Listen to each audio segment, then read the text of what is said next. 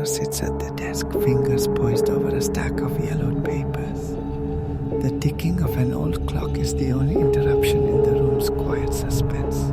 He leans forward, voice low and mysterious, addressing the unseen listener as if confiding a secret. Have you ever remembered something so clearly, only to discover it never truly happened?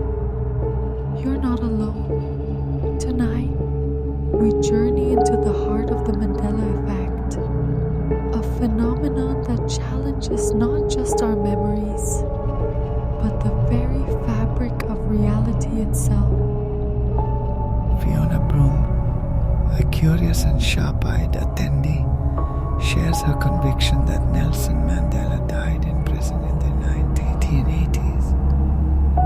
She describes vivid memories, news broadcasts, a global day of mourning, a solemn televised funeral. The listeners exchange uneasy glance, some nodding in agreement. I remember seeing the world grieve. How can so many of us recall the same event that never happened?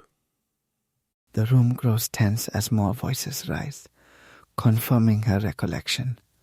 Thus, the term Mandela Effect is born, a name for a strange certainty that reality is not as fixed as it seems.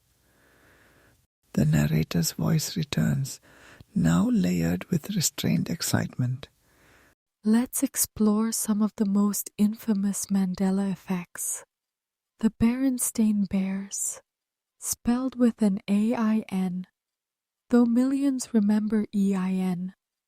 Darth Vader's legendary line, misquoted by fans worldwide.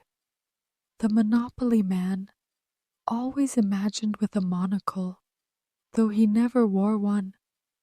Pikachu's tail, Kit Kat's missing dash, each detail a puzzle piece in a shifting reality. Each example flashes briefly on a phantom screen, leaving viewers questioning what they truly remember.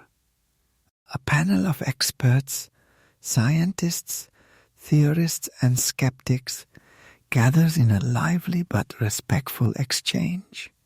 Dr. Samuel Green, a neuroscientist, explains the concept of confabulation, the mind's tendency to fill in memory gaps. Our memories are not perfect. We build stories from fragments, and the internet often amplifies these collective errors. Yet another theorist raises a hand, questioning if it could be more than just memory failure. Professor Mira Liu, a physicist, suggests, what if our universe is only one branch of many? Perhaps we remember alternate histories because we once lived them. The room hums with nervous laughter as the possibility of multiverses, simulations, and time travelers is debated into the night. People from every continent recount their own Mandela Effect experiences, streets that vanished, logos that subtly shifted, movie lines that changed overnight. A celebrity appears on a podcast, eyes wide as she insists, I swear it was Sex in the City, not Sex and the City. I know what I saw. The comments pour in, each one echoing the same unsettling certainty. I know what I remember. The phenomenon has become a global mystery, discussed in psychology, journals, and whispered about in darkened rooms. So what is the truth? Is the Mandela Effect just a trick of the mind, or a signal that reality is more fragile than we dare believe? Perhaps we'll never know. But one thing is certain. Our memories wield power, and the world around us may be stranger than we ever imagined. The screen fades to black with a final invitation. Have you experienced the Mandela Effect? Share your story. You might find you're not as alone as you think.